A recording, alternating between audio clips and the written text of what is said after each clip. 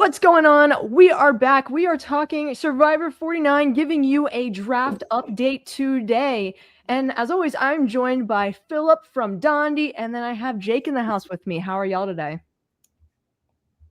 I mean, we're here, we're black, we're blessed, we're ready to go to the merge. Finally, please. But as a whole, as long as we're here and I'm here, you're here, everyone's here, let's get it going. I can't top that. I'm just going to say what he said, but like parts of it. Nope, he's just as black and blessed. Listen, so I'm just going to put it straight here. Aside from the episode last night, all the rest of them could have been an email, right? Okay.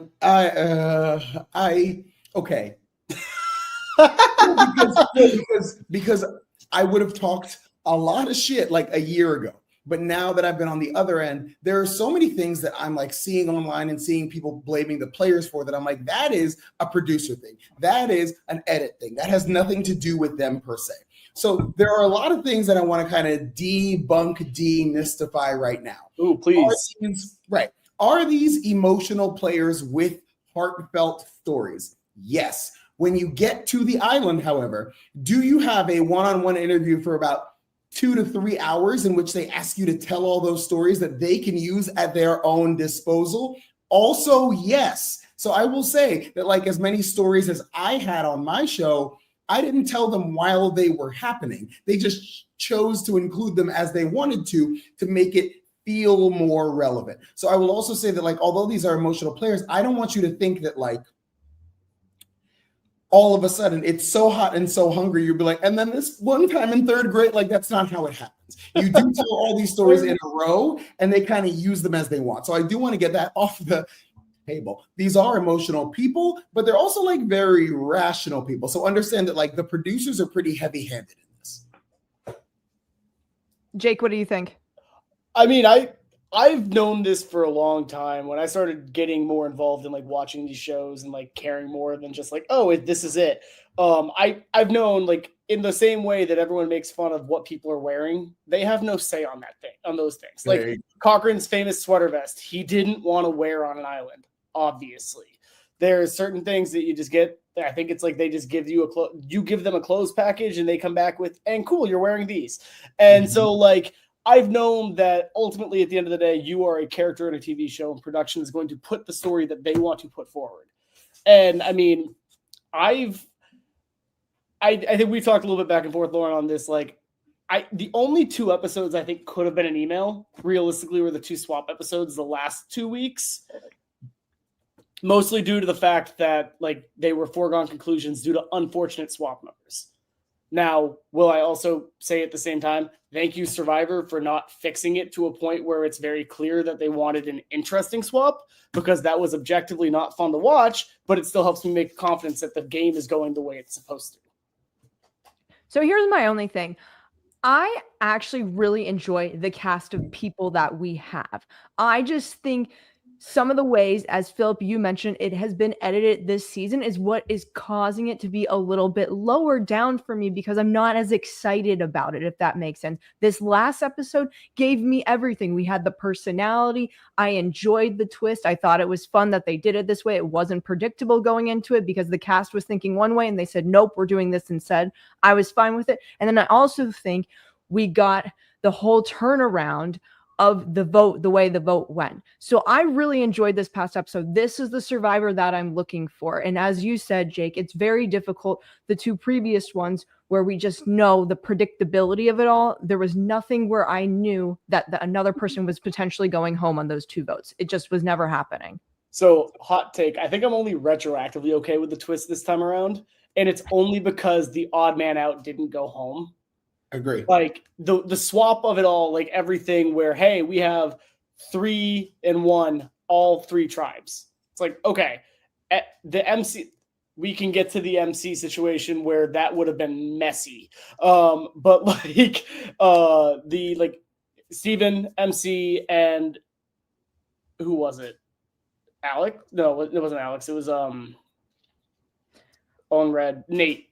Nate, Steven, yes. MC, Nate. Those 3 were the sitting ducks just waiting to go home. And so I am glad that ultimately it didn't happen that way. And I do agree with you from the personality standpoint. We watched these people actually act as humans, play the game of Survivor. It didn't feel like it was just we're just waiting till we go to tribal tonight, and then we just vote out the obvious person right there, and then we come back and rinse, repeat, and hope for a swap. Like that, yeah.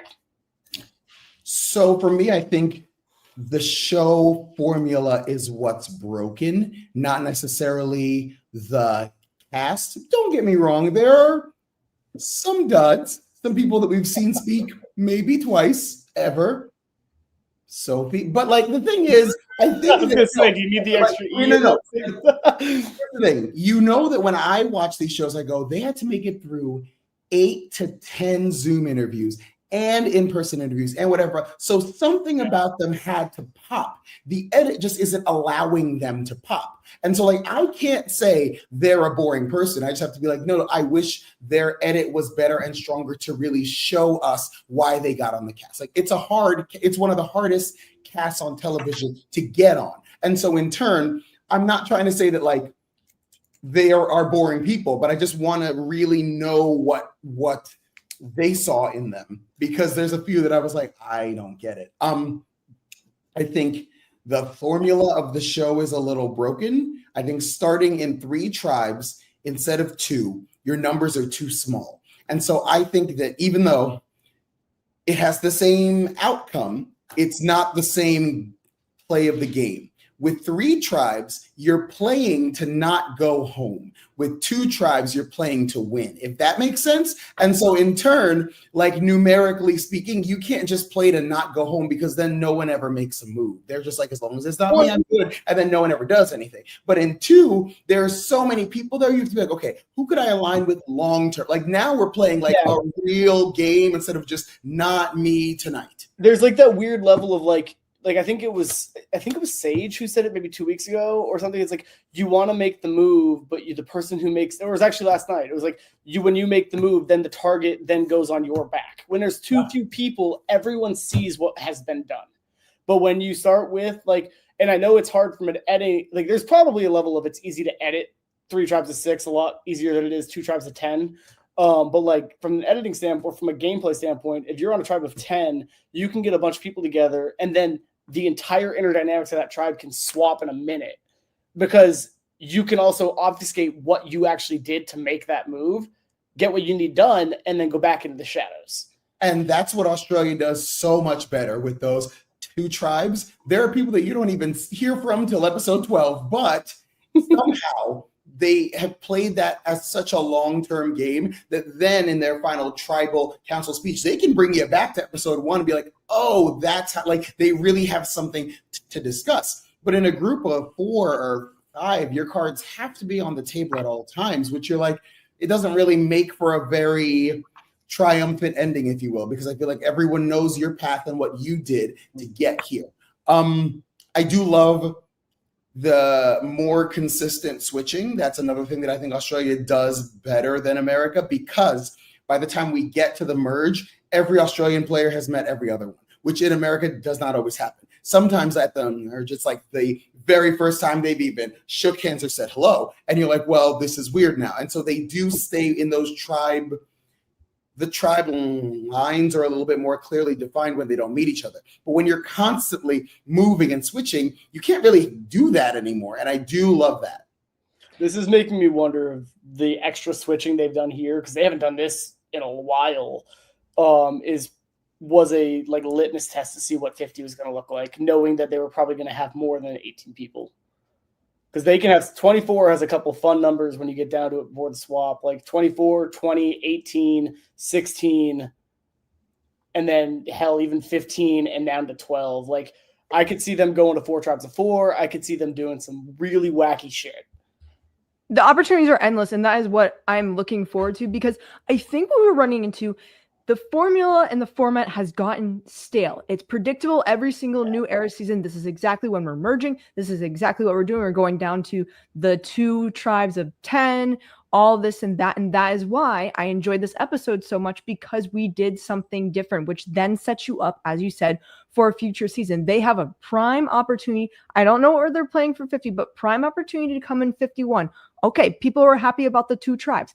Let's start in the 2 tribes. Then we can get the 5-4 potential vote. Then we can get the 4-3 vote as it continues to dwindle on. So I am enjoying that they're at least dabbling into this now for giving it an opportunity to then be something for the future.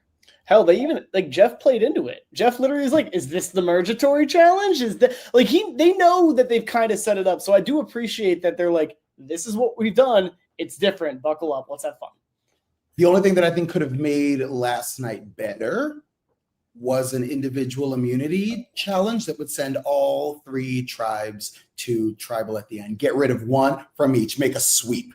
And you're like, whoa, that turned the entire game on its head, because then numbers don't matter anymore. So for me, if we're going to do that, that means that we all go to the merge going to tribal at least 1 time, and that's awesome to me.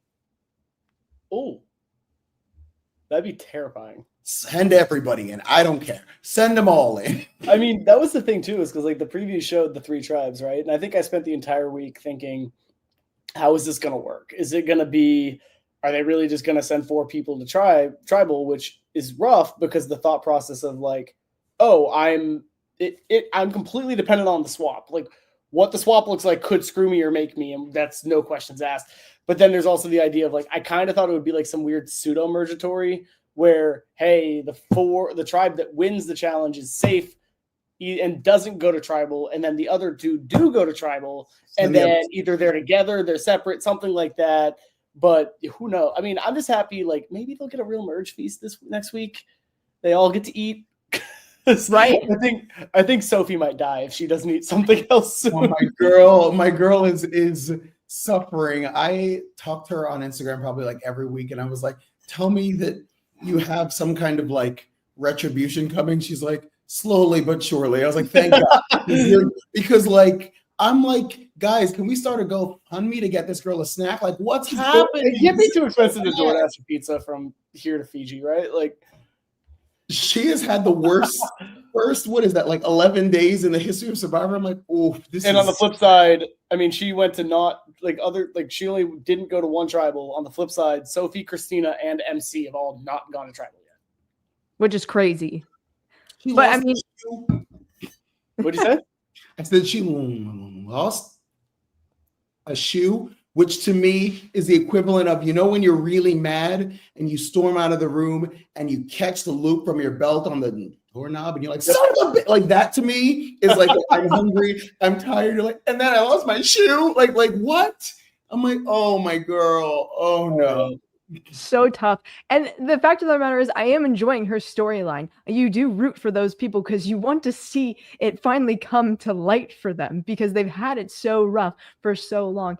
And I'm not trying to knock on this season because if it starts poor and ends really well, I am all here for that. And I think we are going to go in with an awesome merge and options. It is not going to be predictable, folks, because there's people have met almost everybody. They're going to work with different people. We saw the vote that happened tonight, and I think that's going to be a huge game changer going in because guess who's going to be pissed? Savannah and Rizzo are going to be so angry, and I cannot wait to see that fallout. Are they though? I think mean, so. They kind of set it up that Savannah looked at Shannon like her number 1. And I'm sure that probably had changed after the last 4 rounds of her being with Rizzo and being with Rizzo and Nate and not having Savannah or Shannon at all. But like, I don't know. It's going to be interesting. Just the fallout of effectively friendly fire. Also, too, Savannah does not enjoy Joanne. So that's what I'm saying. Because think about it. Joanne shows up to this with a smile on his face, and I want to see Savannah's reactions because she's not going to be happy. They're all expecting Steven to be the one going home. They're probably thinking it's a no-brainer, nothing's going to go wrong, and then the shock that they're going to receive, it's going to be pretty epic.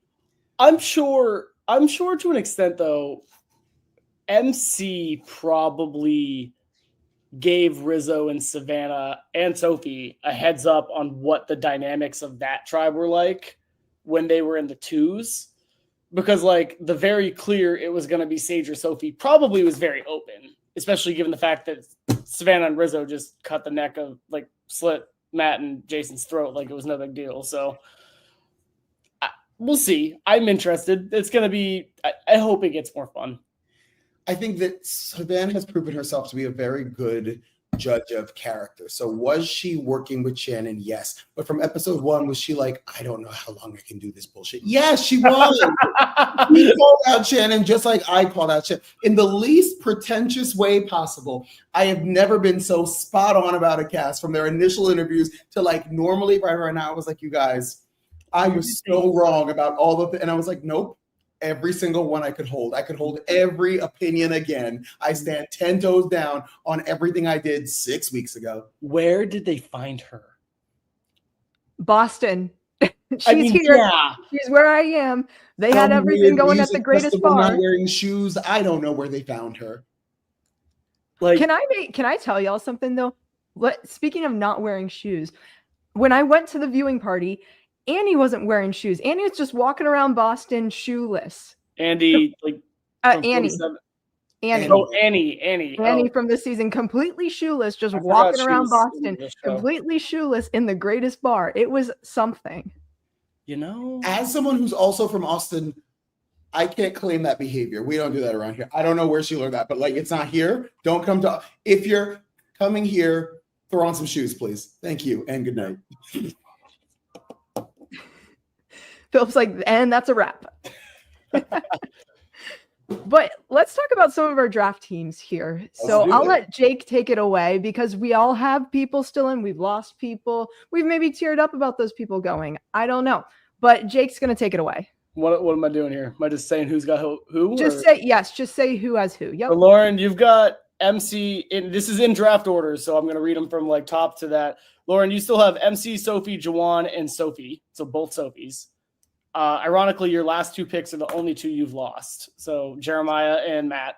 So I feel pretty good about that. So at least I was getting some inclination that potentially this was not going to go well for those folks. Phillip, you have Savannah, Sage, and Nate. Honestly, you lost Nicole and Shannon, and then because Shannon was the last pick of the night, and then you lost Jake to a secret. That man. And I still that snake. And I still have Rizzo, Alex, Christina, and Steven. So mixed bag. Yeah. It's interesting. Okay, but if you would have asked me when we did our draft picks to name my like top 8, it probably would be who's left right now. Like I feel like we had a pretty good handle on this where I feel like even I was like, yo, Nicole's going to be hilarious, but she's going home early, but I want her on my squad anyway. Cool, great.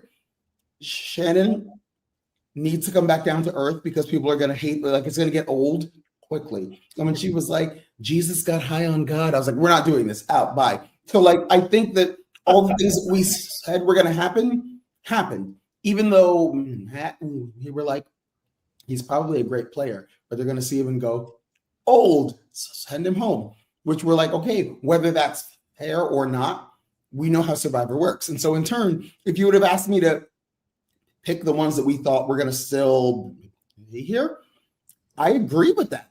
That's fair. Yeah, I think the only real one that we would all probably guess would still be in the game is Jake. Mm-hmm. And I mean, even then, they just lost everything because they couldn't do a puzzle to save their life. So I talked to Jake. Do you want the insider information on C Crate, whatever the hell that is? Jake? Yeah, absolutely, Phil. Give it to us. Yeah, go for it. So I talk to Jake pretty often, and it was like the day after the episode aired. And I was like, can you really like walk me through this? I was like, because I'm a visual learner. Also, talk to me like I'm 8 years old. How did this all happen? And he goes, all right, my guy, my dude. And I was like, okay, anyway. So he goes, what happened is every morning he went down to the water and he closed his eyes and talked to his wife and his son who wasn't there yet and said, I hope you can hear me wherever you are and all of like other stuff. So they would very rarely record record it because it happened every day. I also, on my island, did the same thing where I would just like be the first one awake and I would go out to the water and just stare because I'd be like, I have no idea what's going to happen on this day, dear Lord, but don't let me drown in front of all of America because Lord knows I can't swim. Anyway, so he was like, so my eyes were closed and I heard the water come up and I felt like a sharp, like something on my toe. He goes, so that's when I immediately opened my eyes. And by the time I had opened my eyes, the snake had already slithered away in the water. The water had already left my legs. And that's why he was like, that's why I had no idea. And I was like, I think this just happened, but I'm not really sure. He was like, my eyes were closed. And so in turn, I was like, yeah, because the edit makes it look like there's a snake in my boot and I don't know what's happening. And I'm like, yeah. So like, I swear to you, he's a normal, intelligent man. He just had his eyes closed. And so when the water came up, he literally didn't see it happen. I mean, it makes sense. It's just, no, I totally get it. It's just such a, like, I mean, what, like even Jeff said it. He's like, we have Fijians who run production with us and they've lived here their entire life and they don't know anyone who's been bitten by a sea crate. Like, it is one of those holy hell, wrong place, wrong time. Because, like, even if he was just sitting back like an extra 2 feet, sitting on the sand, not the water, like, it sucks. And I feel for the man. Yeah, he did not want to go home at all. In fact, they couldn't even take care of him in Fiji at all. He was in Australia, right? Yeah, he had to go to a hospital in Australia to keep views on him for the next like 48 to 72 hours before they could send him home. So like, I think with everyone being like, he wanted to leave the game to go home. I go, he didn't even go home immediately. They physically could not allow him to go back onto the island because they couldn't monitor him how they needed to. And so in turn, he didn't really have an option. But just so that you know, I spoke to him and the situation is way more normal and natural than it looked on national television. I'm glad you clarified that too, because obviously everyone's going, how is this not being filmed? Why did we not see this? There's cameras on them 24/7. So the fact of the matter is, if someone's doing a routine, why would we be filming? But now I think we're filming all the time, no matter what. Yeah, definitely. I just know that like, even for me, I swore it was like 24-hour surveillance or whatever else. And then I realized that like cameras never came up to me unless there was someone else with me. If you're just alone eating or alone staring off into space or whatever else, they're not recording you because nobody cares. They have more than enough information of no one wants to watch me stare at water, especially if I do it every morning for hours at a time because you don't want to they can use it whenever they need to. Right. And so in turn, they do it for day like 1 or 2 if they ever need it for like a background shot or whatever else. But like as a whole, why would cameras be there? And so it's not until he was like, someone was like happened to be shooting something in the area and turned around and saw him. And that's why we didn't actually see it all. Hey, but I loved the break of the fourth wall, getting to see the safety book. That was super cool. Like super cool. I love that, like that they, in the same way, shitty situations that make it happen, but like the Caleb thing too, where they kind of drop the whole, this is a show and let you see everything in the background and showing them that like, yeah, they get a book that shows them what they can eat, what they should stay away from, what they should avoid. Like this, it makes more sense because you wouldn't expect these people to get a crash course of like, here's Fijian wildlife that you can trust, while also simultaneously shitting their pants in Ponderosa waiting to start the game because no one's even paying attention.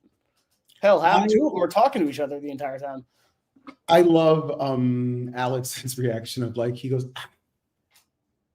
okay, the only poisonous thing that you need to worry about is a secret black white strip. I think you're going to be good, Jake. Like, oh no, this is bad. This is really, really bad. Well, I think he was trying to be super calm in the moment for him, but how would you have approached that, Jake and Phillip? Would you have gone there freaking out, or how would you have gone about that? Whatever I tell you right now will not be accurate. I can sit here and say I'd be calm, cool, and collected. I think Alex did a great job of helping Jake not freak out at the moment, but I think all of that facade went away as soon as the producer on the boat was screaming, "Is he breathing?" as the boat was pulling up. But like, I'd like to think that I'd be more cool, but I think at the end of the day, like I know how I am with disasters and the potential death of someone right in front of me. Not well, not good. Oddly enough, I think I'd handle it pretty well, only because of my occupational history. I think when you teach middle school as long as you do, you learn how, again, God forbid, medical emergency, school shooting, or whatever else, you learn to take in the information and not let that information, or at least that heightened anxiety and being scared, translate to the rest of the room, because it's your job to hold it all together. So even like working where I work, if someone falls off a treadmill or whatever else, we have protocol to keep the class going and attend to the person that's injured all at the same time. Like, we're not allowed to like, everybody stop. No, that isn't a thing. And so in turn, I think only because of my employment experience would I kind of have the same views that Alex would, but like if I was any normal American, absolutely not.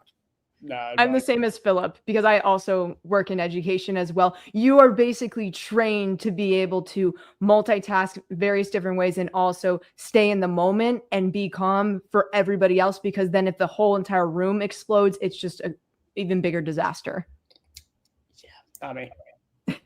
Nope. Not my occupation. So I want to start on one person. Can we talk the sage of it all, please? Oh, I love her. I'm nervous she's not going to be as fun now, though.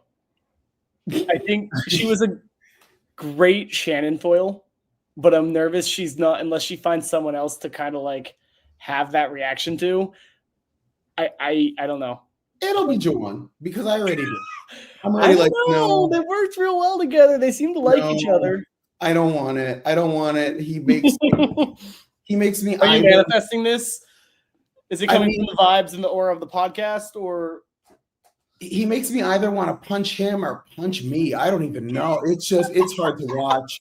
And him and Steven last night, I was like, this is gross. I hate everything that's happening right now. We're like, it was giving like weird, that, you know, that scene in Step Brothers when they were starting to get along, and he's like, do you want to go do karate in the basement? He's like, yeah, man. And I was like, I hate this. I need you to go play Survivor instead of whatever the hell you're doing right now. You didn't want the gummy bears? Who's your favorite Marvel superhero? Big Marvel guy here. I was like, I don't. Wait till Nate gets in the picture. I just don't want it. I don't. Jawan, for me, my biggest problem is John was so surprised that Shannon would even think of turning on him, even think it was a possibility. Jawan's read has been off the entire season, is not aware whatsoever that Savannah doesn't like him, has no clue. I mean, we've seen it. How do you take someone else's bag and put items in their bag and not know? How does this happen, folks? I mean, you can make the mistake, but for me, it's not about the mistake. It's about the remorse after. He didn't have any. He was like, oh, I'm so sorry. All right, cool, bye. And you're like, no, do it again. Now we're going to clean it out. Now we're going to do all the things to make up for it and do better. Because apologies don't mean anything without changed behavior. And as we saw, the behavior didn't change. And so for me, I think I can classify him as an educator, as someone that has a reading disability, not when it comes to the book, but when it comes to the room. He can't do it. He can't read any social situation. And I'm like, that's a big problem in Survivor, because that's how you win. You win by like being like, not only knowing what's happening, but what's going to happen. You have to use that information to be like, here's the next step. And I don't think he has that.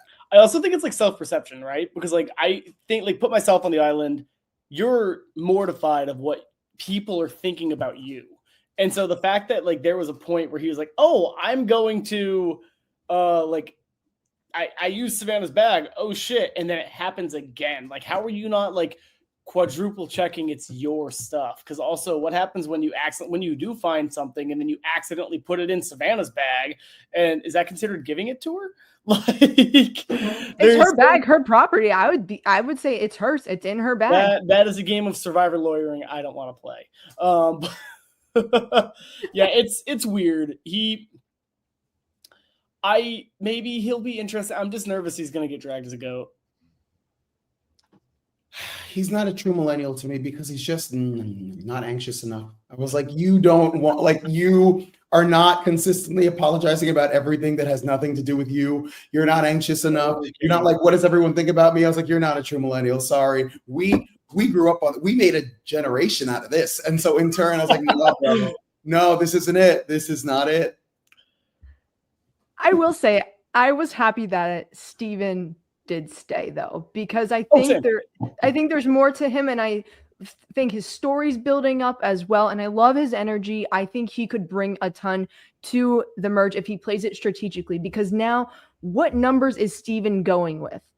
That's really what the question is, because these two people just saved you. Are you able to then pick these two people up and potentially bring them over and work with your now grouping? It's going to be very interesting what happens with that, because Sage is realizing a little, maybe I'm not fully in with everyone from my OG, but I think Jawan's going straight back. Jawan's going, oh, they love me. We're going straight back to them. I think Jawan actually could mess this entire thing up for Sage. I think he could mess up this entire season for all of us. Steven is great because he is, if a golden retriever was a person, he just follows directions real well. He smiles, he makes you happy, doesn't rock the boat too much, seems to have a pretty good read on things, and people go to him with information. He's loyal, his hair is nice, and so in turn, golden retriever, sure, have it. We love a good golden retriever. That's the family dog. That is exactly what you want with the kids, with the adults, with the cousins, the extended family. Everyone loves a golden. I dare you to talk shit on a golden retriever. Can't do it. Facts, exactly. You can't. Other dogs, yes. Always. Other breeds, always. Every dog I've ever had, I can just, No, that's interesting because I wrote down what the original tribe numbers were, and it's 542. But like realistically, it's Rizzo, Savannah, Nate, and then you've got MC and Steven. I have no idea where Christina and Sophie are gonna fall, but they seem to be kind of with each other after the whole throw each other's names out. And then Alex and Sophie. And no idea what Alex is gonna do, but Sophie seems to be pretty close with Rizzo and Savannah at this point. So I mean, there's a world where Sage and Jawan could be swings. There's a world where if they go back to original tribal lines, otherwise this could just get real messy real quick. I mean, what's weird about this season is that we don't have a Joe Hunter or a David or even a coach or even an Ozzy. Like, are our most athletic men It's probably Alex and Steven? Yeah. That's it. Yeah. Well, we had one. It was Jake, and then a snake took him out. Right. Well, so, yes. Like as a whole, I think that even just in looking at the game like that, I'm not here to like stereotype and be judgmental or whatever else. But the idea that in this cast we don't have that archetype, that this cast must know that they're playing a different game than a lot of other years have. Where like when it comes down to individual immunities and stuff, almost everyone has a shot here, depending on what it is. And so there are no big meatheads to take out now. And so and I wouldn't call her a meathead, but I think MC is bar none the strongest person on the cast. Oh, by far, yes. My girl. That's not even adjusting for genders. That is literally just straight up. She made Nate look, during that. Well, come on. It's MC. MC's crushing. I love watching MC in any challenge. She will definitely 100%. If the challenge does not call her for the future, they are in the wrong. That would be my number one draft pick to move over to MTV's The Challenge. No doubt about it. Depends on how messy she wants to get, though, because I feel like there's a. Does she? No. Yeah. But I think that she is the strongest alternate we've ever had on the show. Oh, 100%. I was like, here's her on from the jump. Like she should have been there from the beginning. I'm just afraid that she's gonna get the Sydney Gillen. Yeah, of the whole like muscular black woman that they take as far as they can. Then one day she doesn't do anything and they just go, it's your turn now because you're strong. And you're like, okay, I guess. But like, I'd really love to see like some actual reasoning here. I feel like, and this is just kind of like my eyes on it, I feel like not a lot of players are going out of their way to meet her.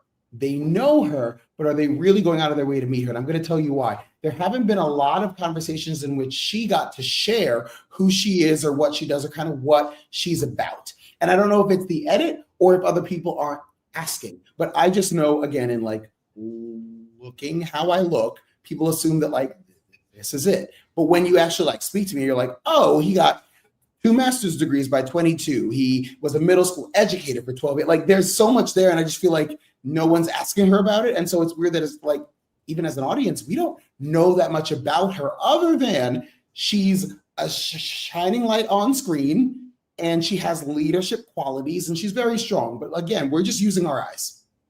I mean, I think she falls into that same. She's gotten more screen time than Christina and Sophie, but they're the 3 who haven't gone to tribal. And like realistically, I think MC's been looped into more things because she's just been involved. Like she won the journey, she found the Beware advantage. Really interested to see what they're going to do about that because there's no opportunity for her to lose a challenge and go get her vote back. So I don't know unless she's like forced to lose the first immunity challenge to get her vote back, which is weird. I don't know. We'll see that.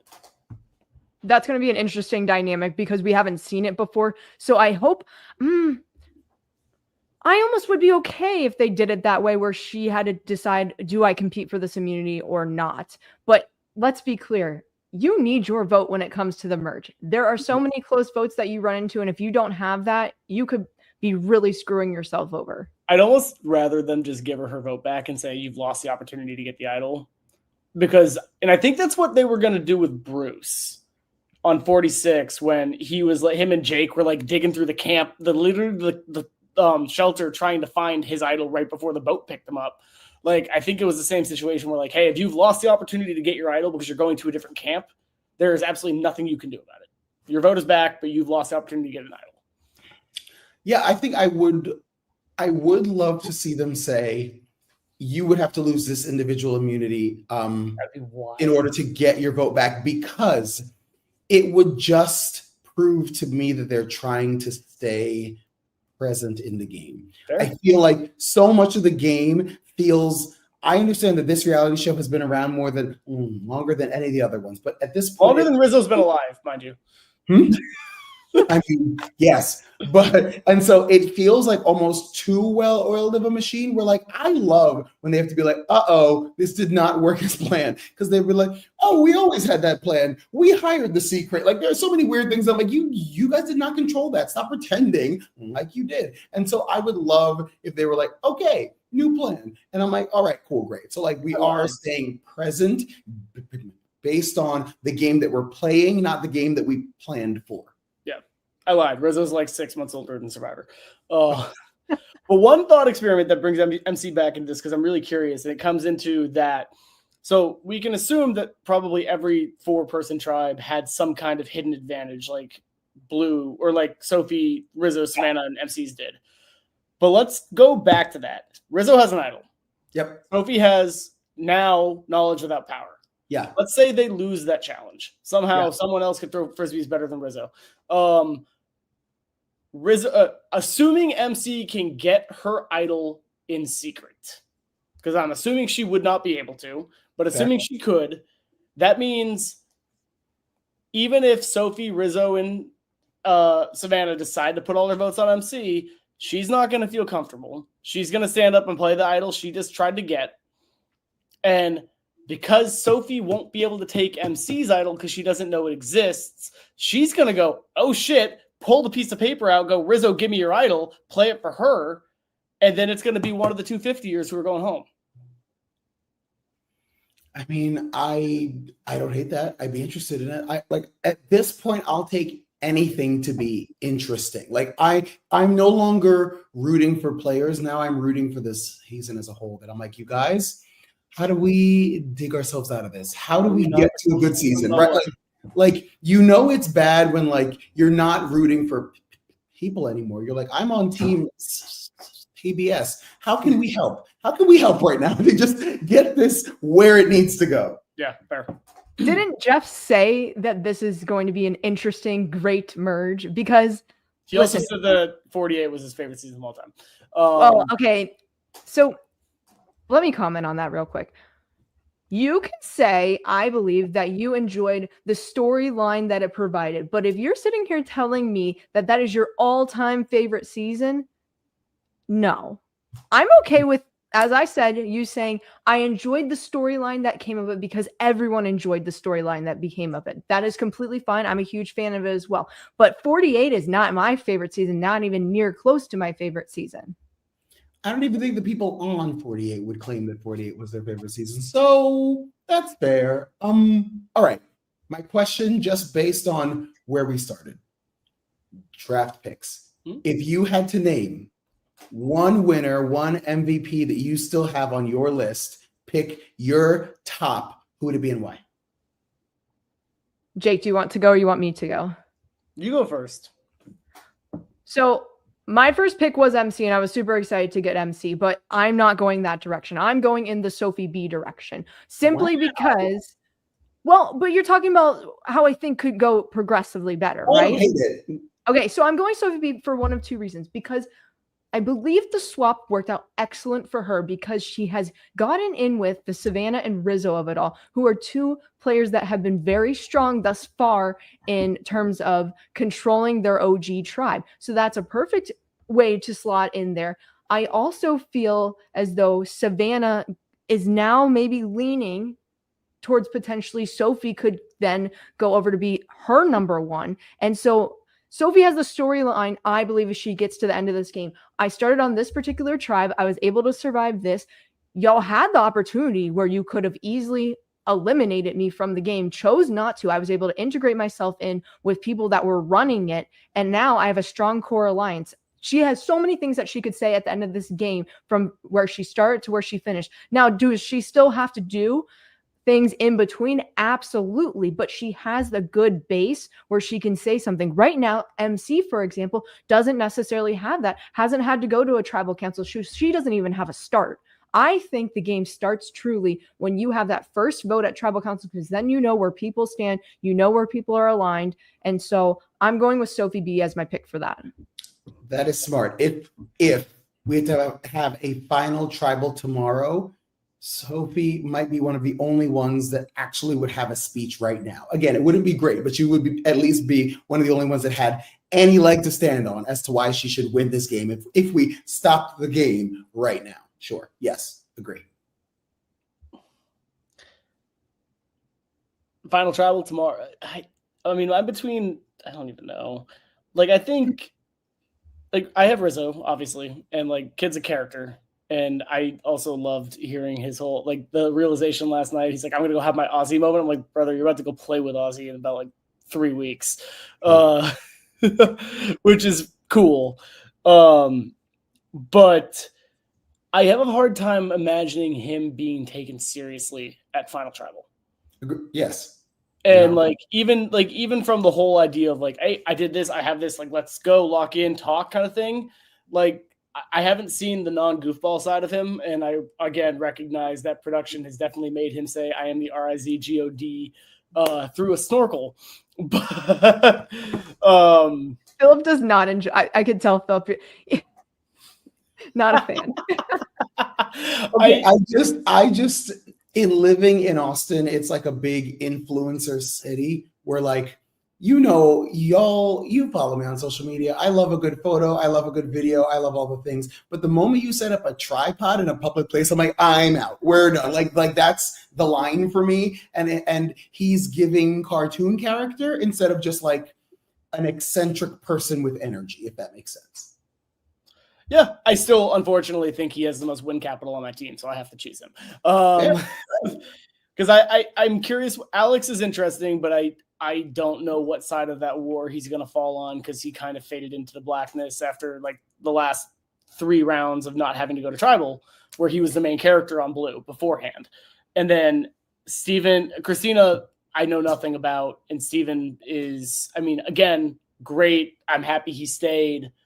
I still don't think he had, unless this merge turns into a blender and everyone comes out looking differently, like it's going to be completely, there's people that are overshadowing him almost every step.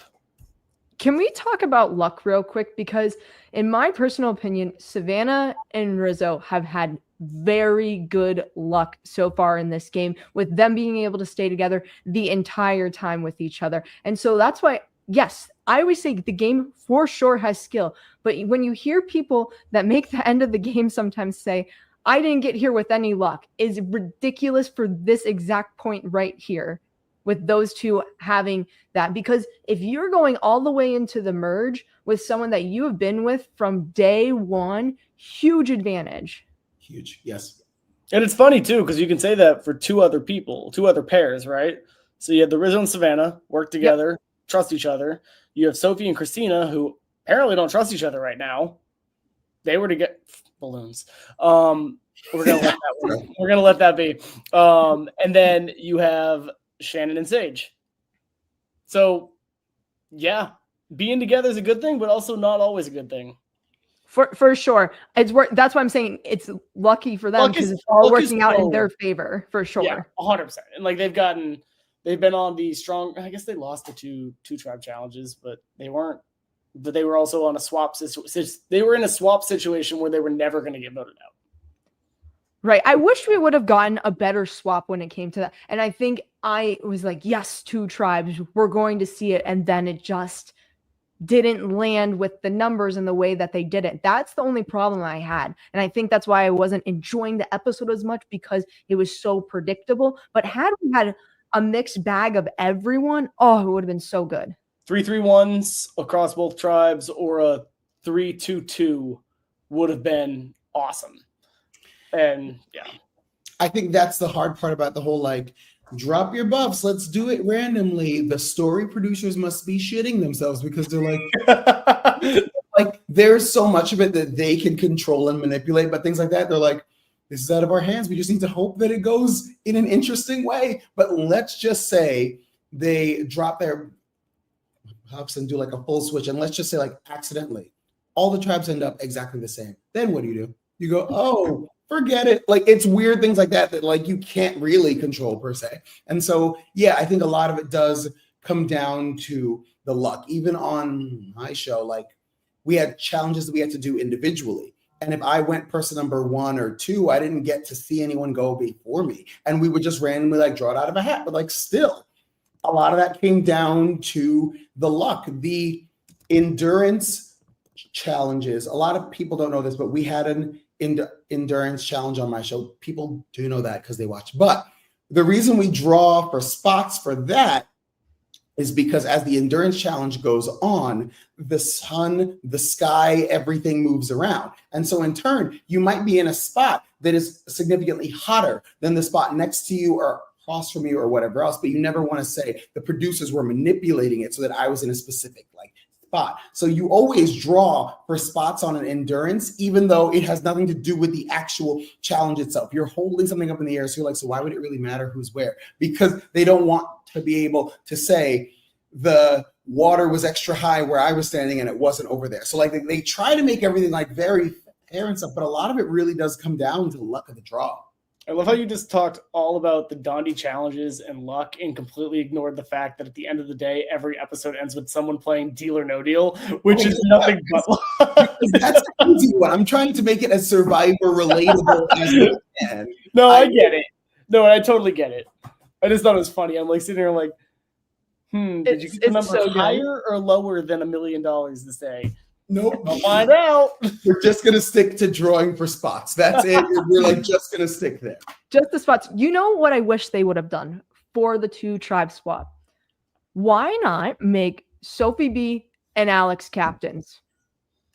Yes. Pick the tribes. That would have been fabulous, because they don't know any of these people. So they're taking a risk for who they're getting, and that would have shook up the tribes completely. It would have been a jumbled mess from there, because if I put myself in their shoes, I'm probably doing a mixture of both. I don't want a huge majority from one group or a huge majority for the other. So then that gives myself options on who I could work with. That would have been so much better for the swap. You know who does that really well? Drag Race. They normally take, let's say if they're going to do something like that, they take whoever won the last challenge and lost the last one, and they make them pick their groups for the next one. And what that does is if the group succeeds, a new leader emerges. If the group fails, you get a new target out of nowhere. And so it does really help as far as just like story producing go. The idea of like, are all eyes on you because we're praising you or because we're blaming you? So like, I like things like that because it does kind of make whoever chose the squads feel a little bit more responsible. And so in going the way that you said and having two people that really have no emotional investment in everyone, that to me is really interesting. It's like a captaincy. It's just full on captain season. I did joke that like we kind of watched like the final 6 of a Survivor season at the beginning of the season, and then we watched a brand new game with captains because we really didn't know anything about anybody. Speaking of captains, my list, my MVP, who I'm still going with to win the game, Savannah, because she is just as rude and just as obnoxious as I am, but she has a much better poker face. She just holds it for the confessionals only, and no one else knows that she is as annoyed as she is all day, every day. And that's the way to play it. I always think it's so weird when people stay even keeled and happy the whole time, and they're like, it's just a game, it's whatever else. And she's like, the audacity to use my bad. But the thing is, Jawan doesn't know that she's as mad at him as she is. And she's done a really good job in restraining that and holding it, but still giving us a good show via confessionals. And so I love that. I think that's the way you have to play the game. I mean, Sage too. I'm just going to shake your hand instead of give you a hug. What are your views on that? Because I was obsessed with it. She's like, I don't want to do it till it's real or genuine. And I was like, let's go. Okay. And the fact Shannon wasn't really taken aback by it either. Shannon was like, okay, with still the same personality that she was trying to go in for the hug. It was brilliant. She's the first person to not like Shannon. Shannon's like, okay, so this is everyone at my high school graduation. Great. It's just, okay. Okay. So it was weird. I've always wondered too. It's like they use the word blindside every week. That was the only time this was a true blindside. Shannon, at least this season, Shannon truly had no idea it was her. And that smile wiped off her face real quick after vote number 2 was read. And it went oh shit. And credit to her for not being completely shell-shocked and being able to actually be good game. I'd be like, fuck all y'all, and just walk out the way and just okay, get out of there. The question is, do you believe that was genuine? Because I don't.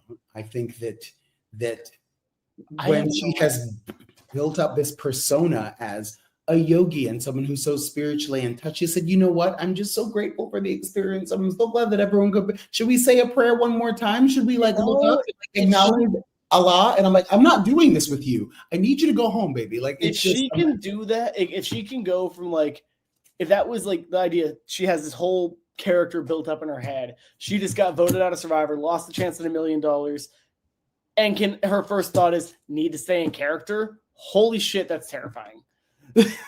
I want to see some real. Okay, my issue with her was and is a lack of vulnerability and authenticity. I feel like she did a really good job of putting on a show, and as a group fitness instructor, I know when to turn it on. But if you speak to me one-on-one, I'd be like, yo, listen, it was not always this easy. I grew up overweight. And so the reason I try and help other people is because I didn't know where to turn or whatever. We never got anything from her to the point where we don't know anything about her except for how she serves other people.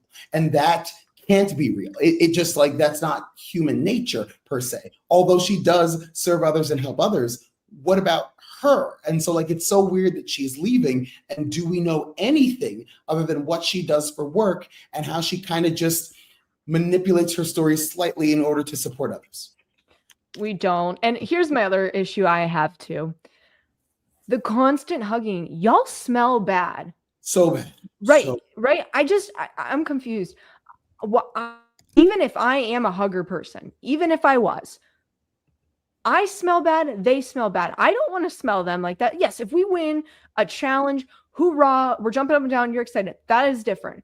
But the amount that it was, and then just the holding of the hands down the beach, I'm still shocked Shannon even let that even happen.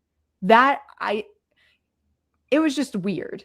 It was too much for me. I think it's one of those levels of you're playing a game, and if you think that not letting Shannon hold your hand will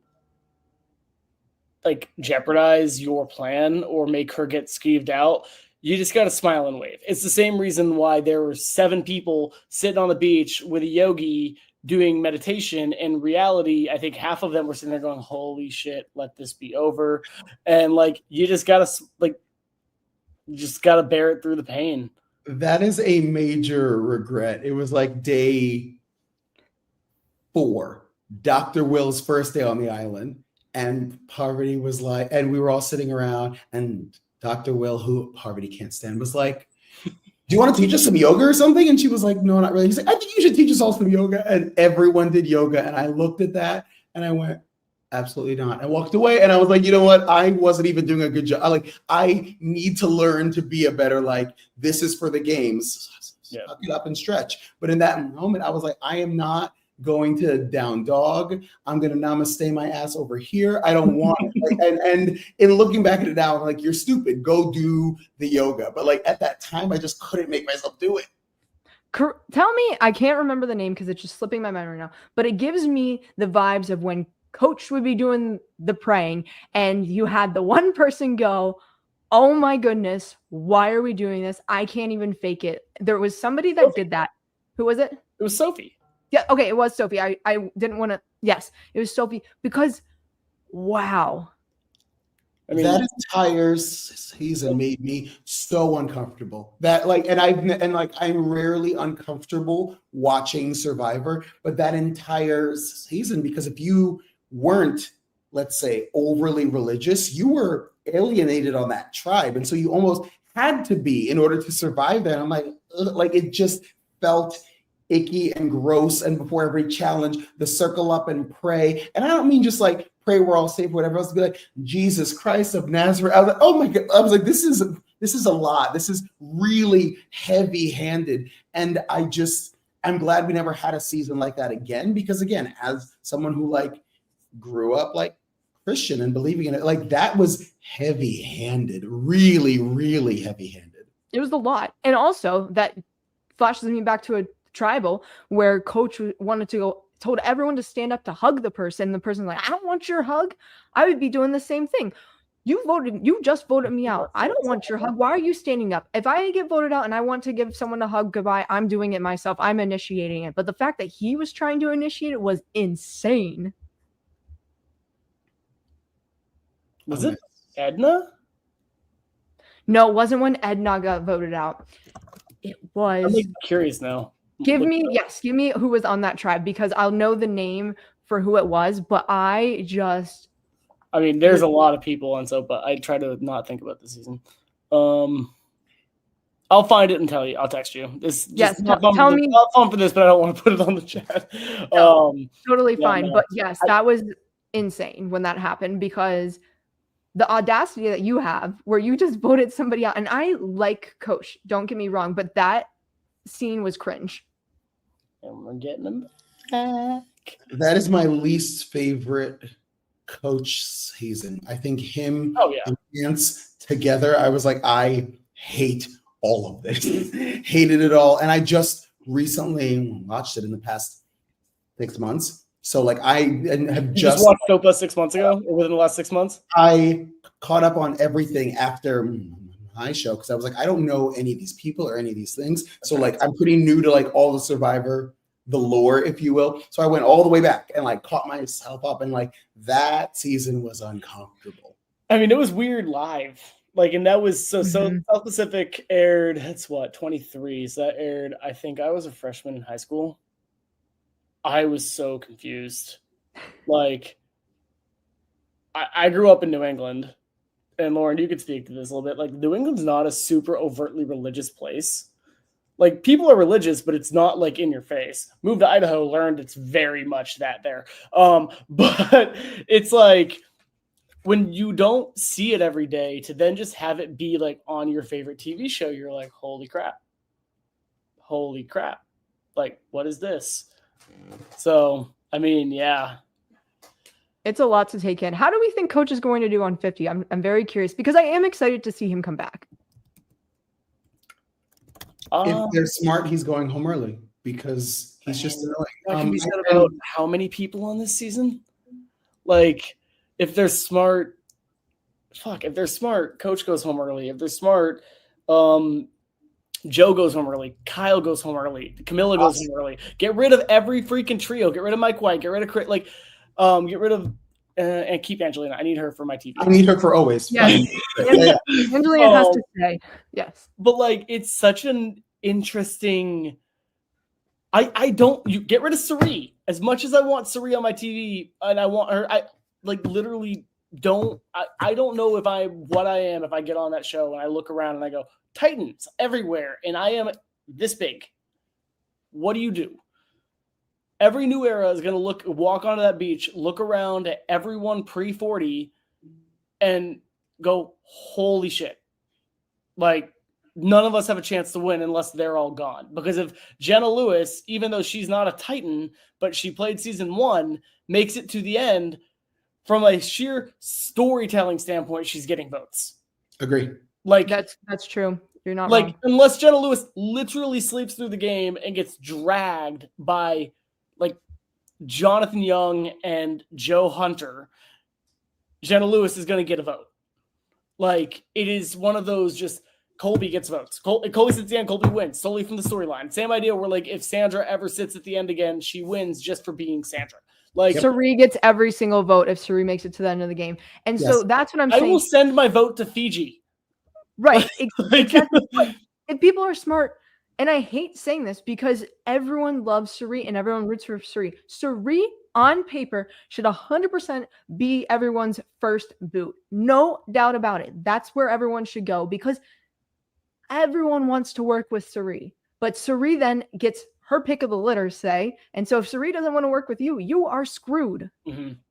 She gets we saw it on, she just gets to do what she wants to do. Everyone has that level of agency. I'd be terrified of Chrissy. Like, I think Chrissy is going to, Chrissy's either goes out early or goes long. And I don't think there's a middle ground for her. I'm stoked to see her back. She's one of the people I've wanted to watch play again for the longest time. And I still think she should have won Heroes, Hustlers, Healers. But this whole thing is going to be like, I was excited for Winners at War. This is, dare I say, weirdly more epic, just with a more controversial cast. I'm excited for 24 people. I think it's going to be really interesting. As someone who just watched Winners at War, don't come for me in the comments. I didn't hate it. I know that everyone hated it like while it was happening, but I think we can all admit that there are certain seasons that if you watch every episode in a row, they're not bad for storyline and arc. I don't think I would have enjoyed it if I was waiting week by week because there wasn't enough happening consistently. I'll also remind you that when all of us watched Winners at War, it was COVID. Right. And so now it's people, it's like death, destruction, survivor, death, disease, survivor. Like, it was just this weird middle ground of like, you get excited and then Ethan goes home. And you get excited and then Sandra and Parvati go out in the same episode. It's like, what the hell is this? Yes, I sat down for 72 hours and knocked out the entire season in a row, and then it's not bad. Well, it should be. I will admit it probably would have been bad if I watched it week by week because it just would have been me getting let down every I think it's just one of those things that's like everyone got excited for all these new school players, and then they just all effectively went home really quickly. And or not new schools, the old school players. And everyone went home really quickly, and like it was still epic. No one can deny that. They did a great job hyping up and bringing 20 people that have won the game to play a game that, I mean, I think everyone looked at like, oh, is all winners even possible? Hell, I think right now with Ashley's win and Big Brother, they're finally looking at, is this even possible over there? And they're never going to get it unless they do a shortened game because no one can make the 90-day games work anymore. But like, it's epic. This is going to be this is going to be a different level of epic. And I think it's mostly just because the bodies aren't even going to be cold and the game's going to be over.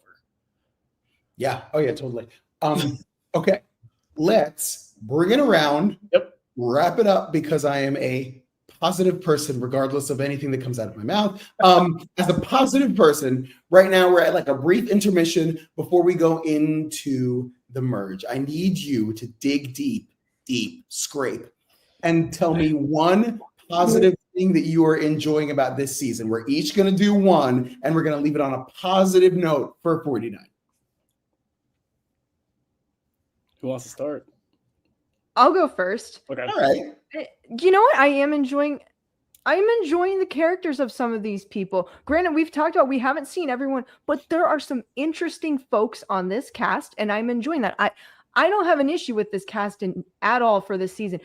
It's just the gameplay has felt slow thus far until we got to this episode. And so this is going to be the turnaround. My favorite episode of the season. I think we, as I said, saw more character development in some of these people. So I'm not mad about it. And that was an iconic vote that we just had. And I think it's going to flip the script of the game. So I have high hopes for the back half of the season. Sweet.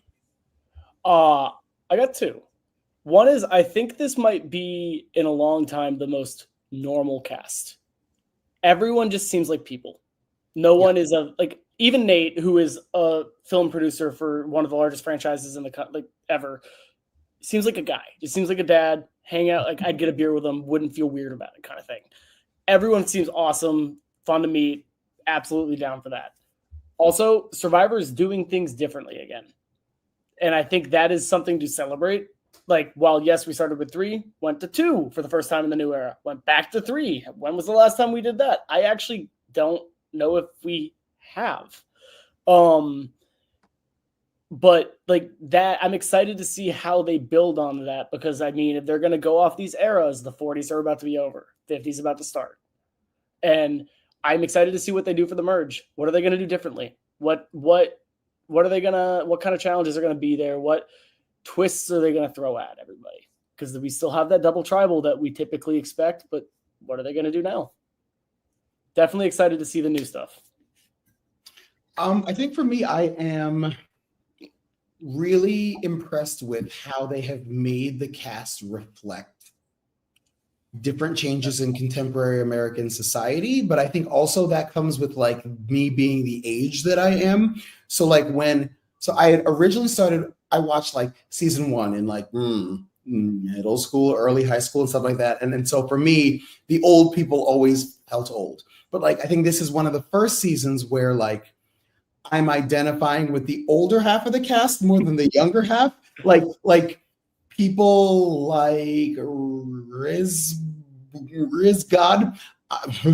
Anyway, no, but it's one of those where like, when you get to that age where you're like, I can't hang out with 21-year-olds. And when like you think you're still 21, then you go out to like a bar or a restaurant and you see like sorority girls that are 21 and you're like, oh, I'm definitely not 21 anymore. Okay, cool, great. And I think that it really does come with the evolution of the viewer. I do think that they are really trying to evolve with the viewer as far as casting is concerned. We don't have these superhero titan characters anymore. And we are really dealing with normal people. So I do love the fact that these people do seem approachable. They make me feel empathy and compassion. I think sometimes, yes, does it get a little heavy-handed? Totally. But as a whole, these are all people that I would meet in the real world, that I would hang out with. And I think that that is really a reflection of the show trying to stay current instead of becoming a caricature of itself. Yeah, I couldn't agree more. See, we all did it. We said one good thing. Look at us, America, and Reddit. Look at us. I gotta call it Reddit. We're not really dogging the season at all. Normally, when people are dogging the season heavily, it's because the cast isn't good. The cast is phenomenal. It's just the predictability of it all, and that's why seasons pick up at the merge, because most of them are unpredictable unless you have those completely dominant groups that just ride it all the way to the end. So that's what I'm hoping for when it comes down to this. But Phillip and Jake, do y'all have any final thoughts before we wrap this up? I'm just excited to see what's about to happen. Let the blood spill. I mean, I want more showmance. I want more bikinis. Okay, Savannah. You know me. I'm like always that. I'm like, who do we like lust after? Like, who's the one where you're like, that's the hot guy and that's the hot girl? I'm like, what? Savannah and Riz God? Is that it right now? They are it right now. I'm like, I guess, but I think that as a whole, I'm entertained. Am I still tuning in every week? Yes. Do I get excited every Wednesday morning? Yes. Do I go to bed amped every Wednesday night? Last night. That's okay. That's okay. I will eventually. I'm still showing up for the show and my people and all of you. Done. Mm-hmm. We love it. Well, we'll be back again during this season, probably right before going into the final 6 or so people, doing another update on the draft and talking everything in between. And with that, everyone check out what's going on the Reality After Show. There's Survivor content, 99 to Beat content, Squid Game. The Challenge Season 2 is beginning November 4th, and there will be lots of content when it comes down to that. And with that, Phillip, Jake, once again, always a pleasure. Thank you. If you're in the Texas area, I will be doing an appearance at the Bryson Wen Survivor event week. So come out, meet me. It's a good time. We can hang out. We can talk shit. You can hit me in the face, whatever you want. All years, I got you. Damn, I gotta get a ticket to Texas now. Do it. We love it. Well, everyone go check out Phillip. Meet him there. Bye, all. Bye. Bye.